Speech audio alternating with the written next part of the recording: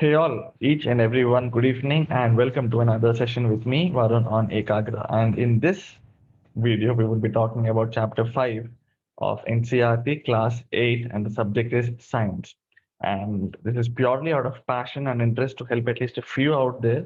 And in this pursuit, if you have any queries or if you would want to reach out to me, you can follow me on my Instagram, that is Hyderabadi_Chora. I basically belong from Hyderabad.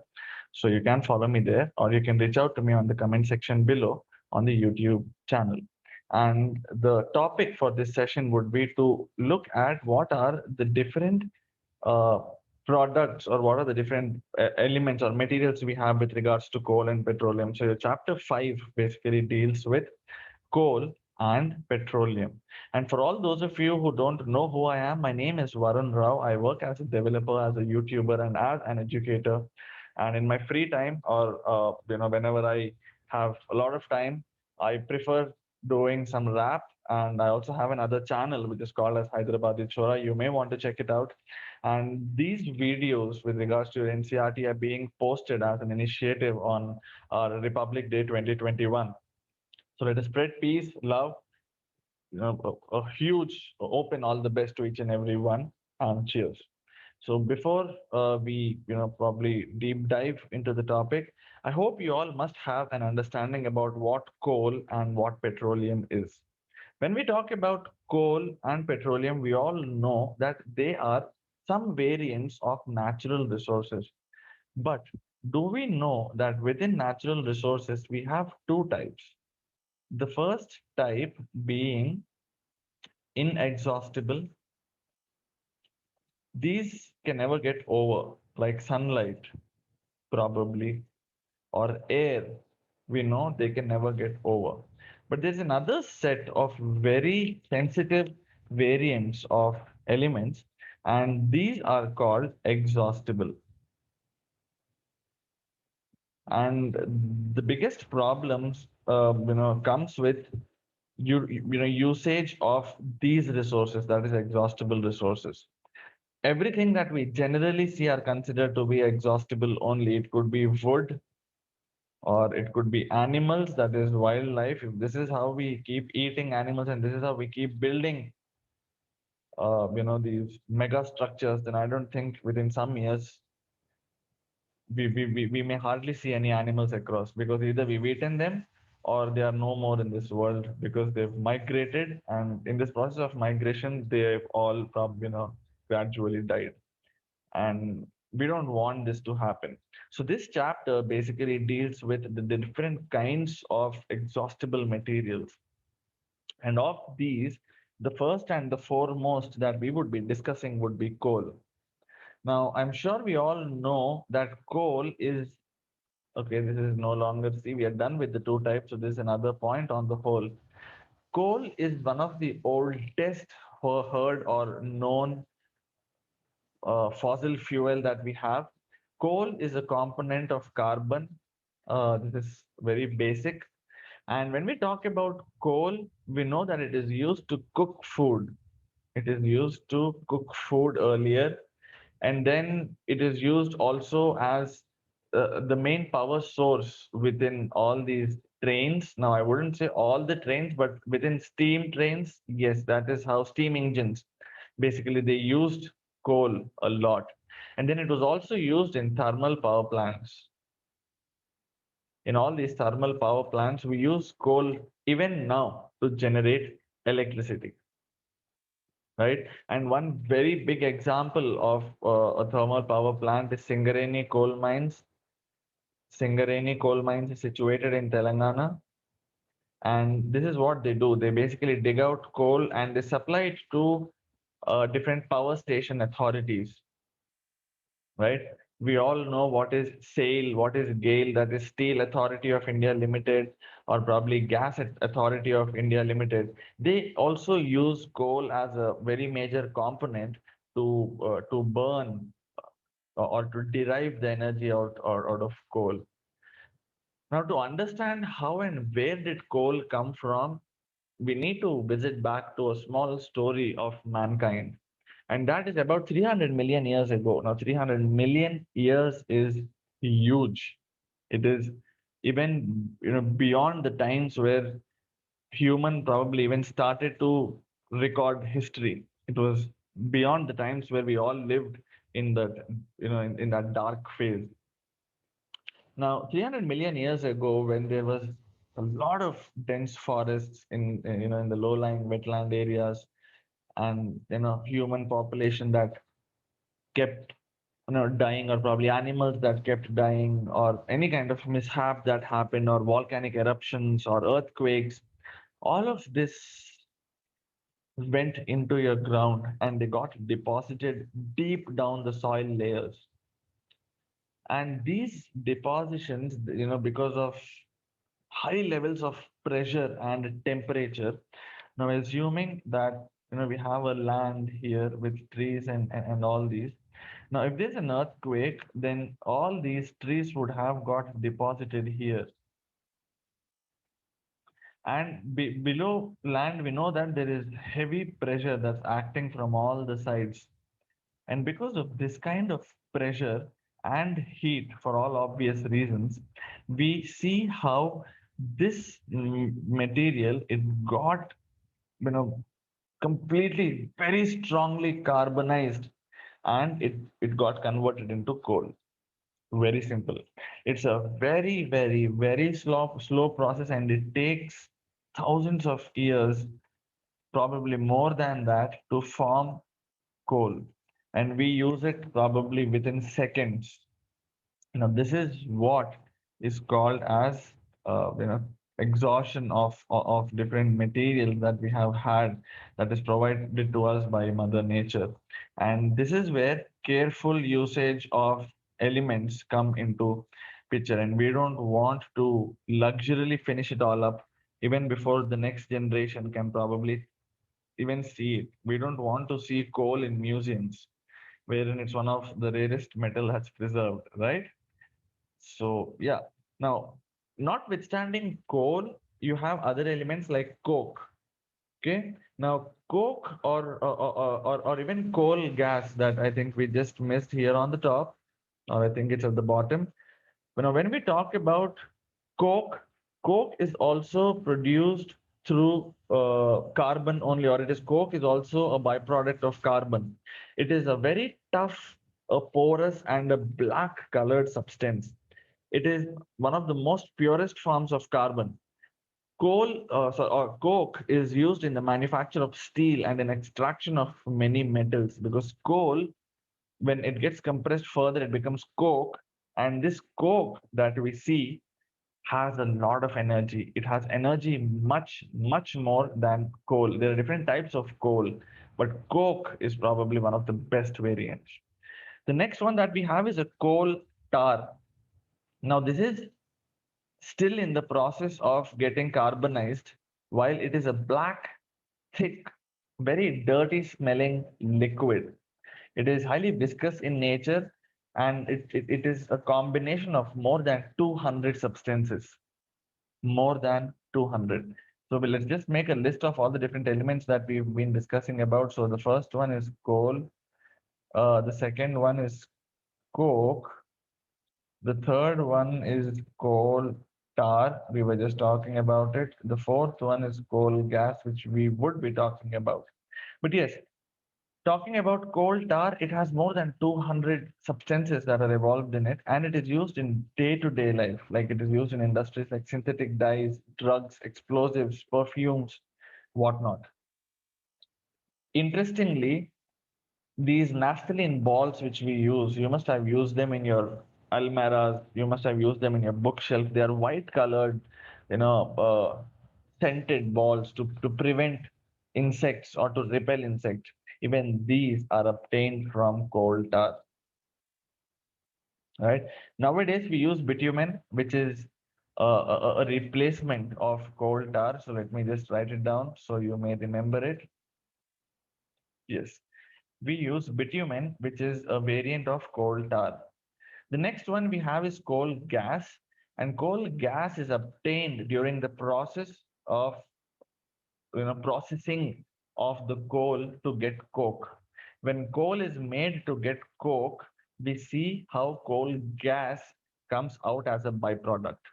And coal gas was used for street lighting in 1810 for the first time in London, and then it was used in New York somewhere around 1820s.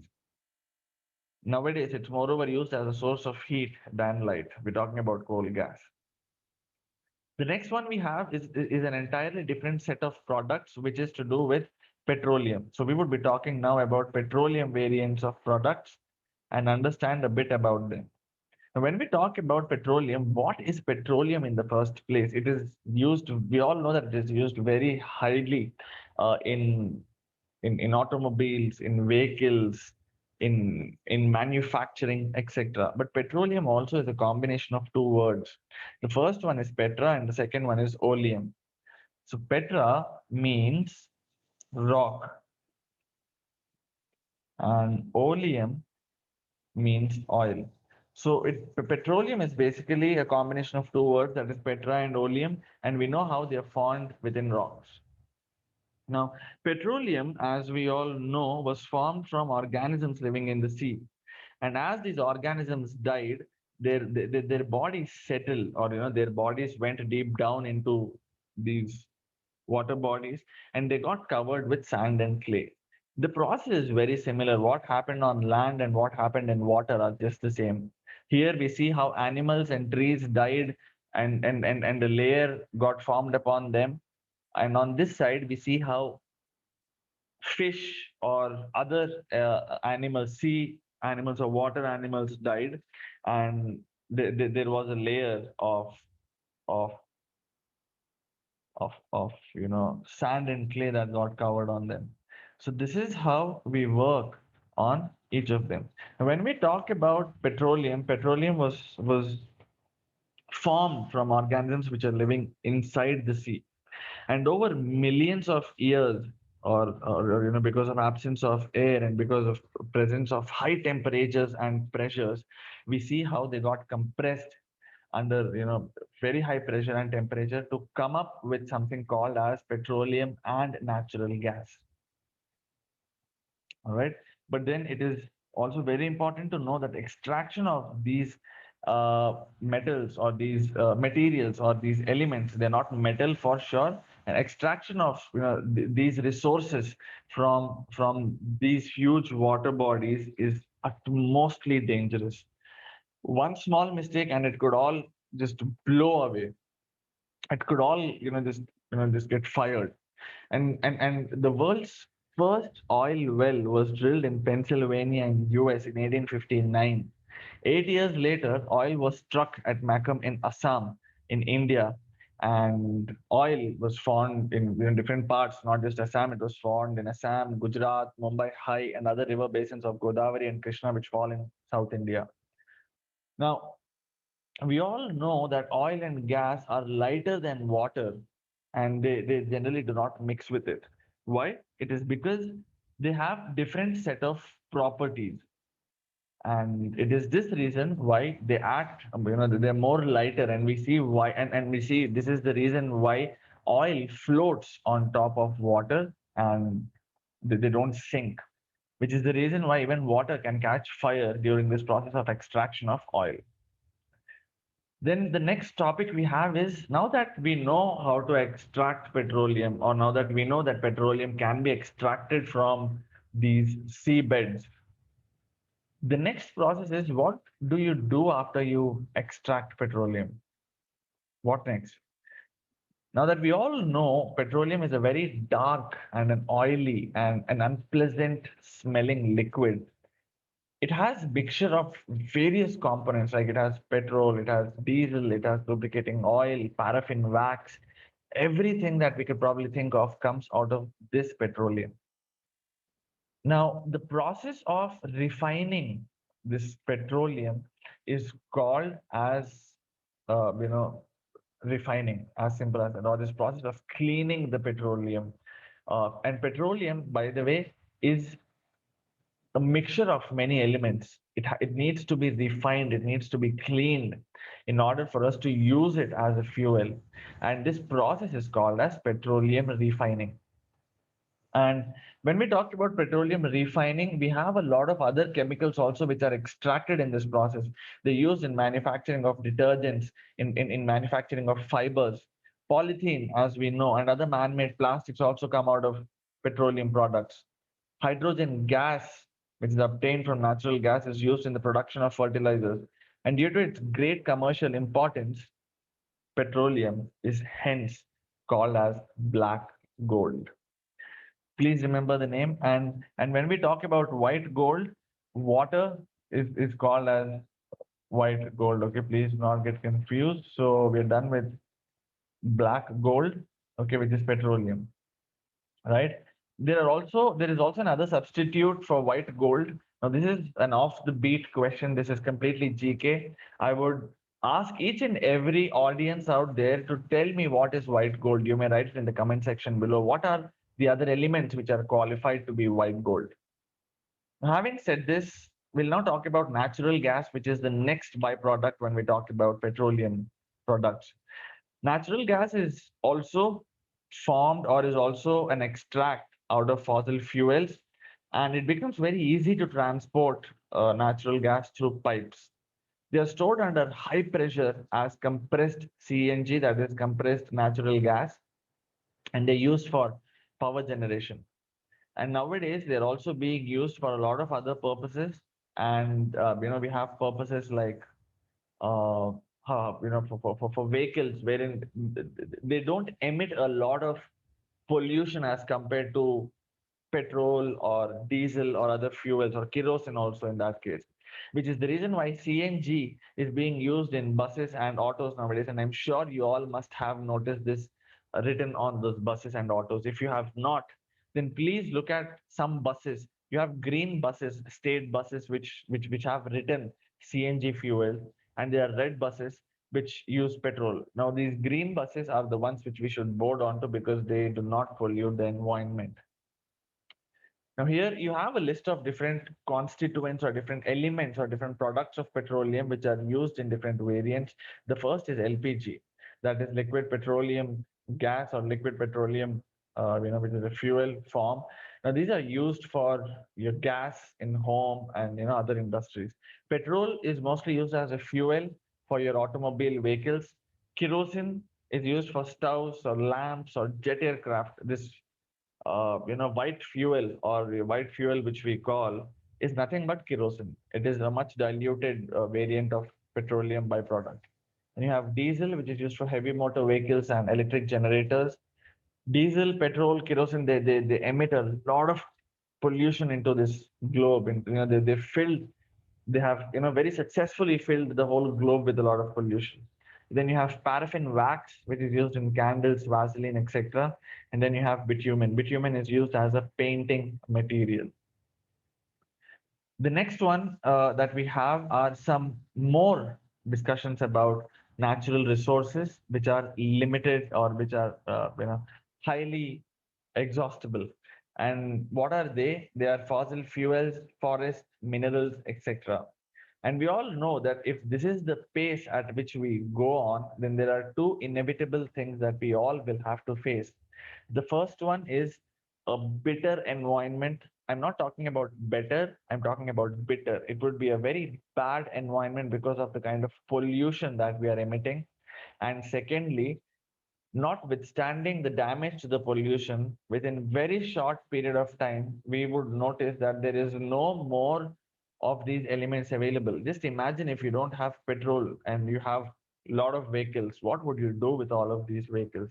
There's literally nothing that you could do. Now, in our country, we have something called as, or we have a board or an association called as Petrol Conservation Research Association, that is PCRA.